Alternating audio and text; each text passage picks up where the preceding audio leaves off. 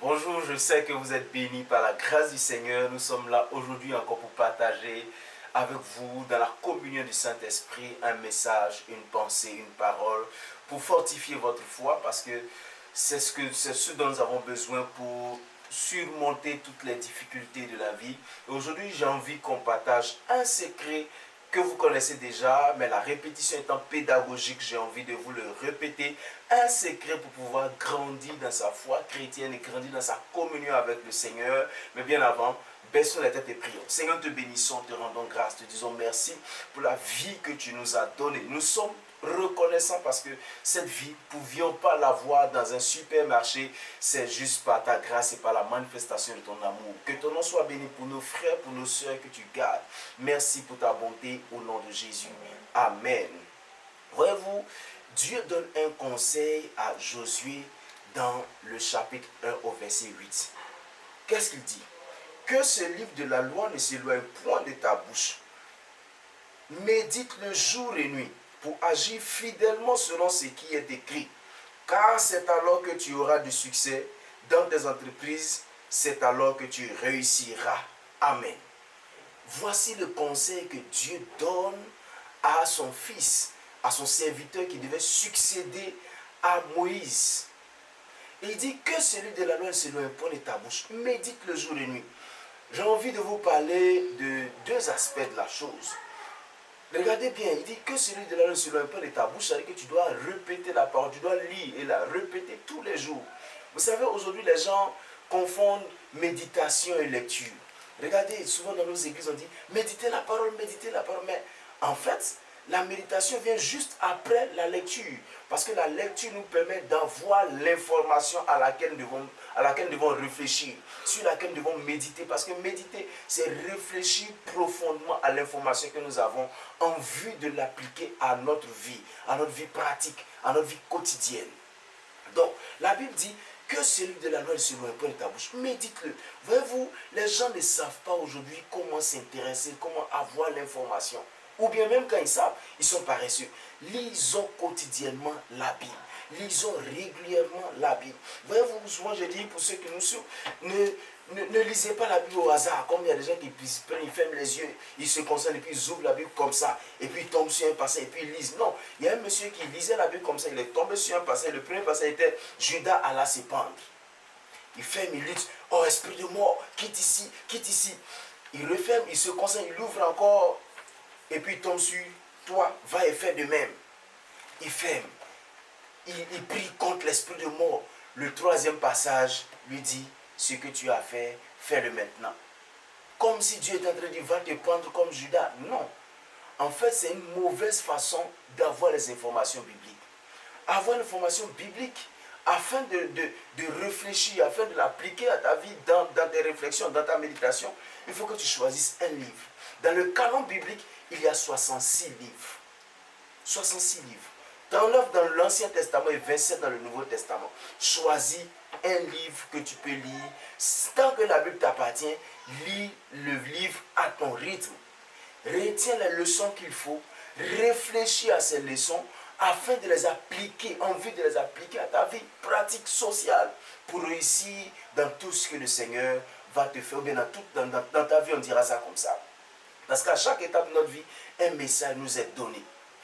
Que celui de la loi ne s'éloigne pas de ta bouche. Il faut que tu lises la parole de Dieu. Deuxième point, méditez, réfléchissez véritablement à la parole de Dieu. Vous savez, quand tu n'as pas la capacité de réfléchir, tu ne peux pas réussir sur les choses. La Bible dit, celui qui réfléchit sur les choses obtient le bonheur. Réfléchissons. Voici ce que la Bible a dit. Comment est-ce que je peux l'appliquer? Pourquoi est-ce que je dois l'appliquer? Quand est-ce que je dois l'appliquer? Il faut qu'on se pose ces questions. Aujourd'hui, les chrétiens pensent que la parole de Dieu, c'est juste dans la bouche d'un prophète. Un prophète qui a dit, je vois ceci, je vois cela, je vois ceci. La première prophétie, vous devez le savoir, c'est la parole de Dieu contenue dans la Bible, qui nous instruit sur ce que nous devons faire, comment est-ce que nous devons faire. Et les résultats seront palpables. La Bible dit, c'est comme ça, afin que tu aies du succès. Le succès, c'est la progression progressive, on dira ça comme ça. Cette progression progressive, un peu, tu vas d'un point à un autre, d'un point à un autre, d'un point à un autre. Tu t'en vas et le Seigneur te permet de progresser. Après, tu réussiras, tu vas atteindre tes objectifs. Des gens n'arrivent pas à atteindre leurs objectifs parce que malheureusement, ils ne jettent pas réellement les regards dans la parole de Dieu. Vous savez, beaucoup de situations sont en train de nous interpeller. Certains se réveillent matin et disent, pasteur, Dieu t'a rien dit pour moi, Dieu t'a rien dit pour moi, Dieu t'a rien dit pour moi. Toujours des choses pour que l'homme de Dieu se sente obligé de dire des choses sur vous. Vous comprenez? Vous avez la Bible et la Bible contient la parole de Dieu. Vous devez la regarder. Laissez le Saint-Esprit vous conduire. Voici le chemin. Vous réveillez le matin avec le livre que vous avez choisi. Par exemple, vous avez choisi le livre de Romains. Vous dites, Saint-Esprit, conduis-moi dans la lecture, permets-moi de lire. Après, quand vous avez lu et que vous avez obtenu une information, vous réfléchissez à l'information parce que dans l'information se trouve ce qu'on appelle le réma, c'est-à-dire la parole parlée de Dieu pour vous. Ici, c'est le logos, c'est la parole écrite. Devient une parole parlée dans votre esprit parce que Dieu vous parle, Dieu vous dit quelque chose en fonction de votre situation que vous traversez. Chers frères, vous voulez progresser dans votre vie chrétienne, vous voulez avoir du succès dans votre vie sociale, regardez la parole de Dieu, jetez les regards quotidiennement dans la parole de Dieu. Vous verrez, le Seigneur va vous orienter. Vous n'aurez plus besoin de la bouche d'un prophète pour vous orienter. C'est vrai, les hommes de Dieu sont là pour nous orienter, ce sont nos bergers. Mais la meilleure parole qui nous oriente, c'est celle que Dieu nous dit quand nous sommes dans notre communion avec lui. Quand nous sommes dans notre temps d'amour, de silence avec lui. Il faut qu'on ait des temps d'amour, de communion, de commune union avec le Saint-Esprit, avec Dieu. Je vous en prie. Cela va vous aider à progresser, à avancer dans votre vie. En plus de ce que ton berger te dira, cherche à rencontrer Jésus-Christ de Nazareth. Parce que le rôle d'un berger, c'est de te conduire vers Jésus-Christ, vers Dieu.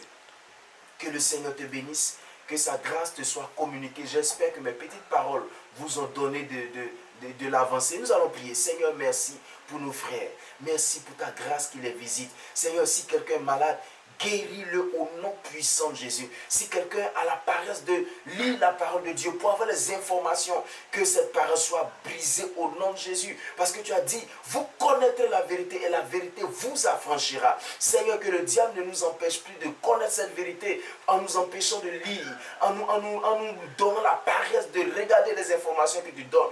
Nous voulons, Seigneur, avoir les informations sur les projets que tu as formulés. Parce que tu nous dis que ce ne sont pas des projets de malheur que tu as formulés, des projets de paix, de joie. Nous voulons comprendre ces projets. Nous voulons saisir la valeur de ces projets pour pouvoir aller plus loin, Seigneur. Je sais que tu es le Dieu qui attache à ta parole pour l'accomplir. Nous voulons avoir les informations de ces projets, de ces promesses que tu nous fais. Seigneur, tu as promis nous bénir.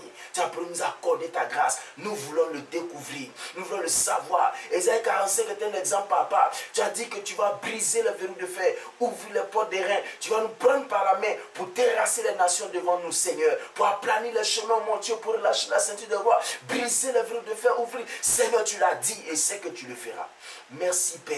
Parce que je sais que tu bénis tes frères, tu bénis tes soeurs, tu bénis nos frères, nos soeurs, tu les bénis là où ils sont. Parce que tu es le Dieu qui bénit. Ouvre leur cœur pour qu'ils puissent saisir ta parole. Au nom de Jésus. Amen. Que le Seigneur bénisse. Nous vous retrouvons une autre fois pour une belle et agréable méditation. Au revoir.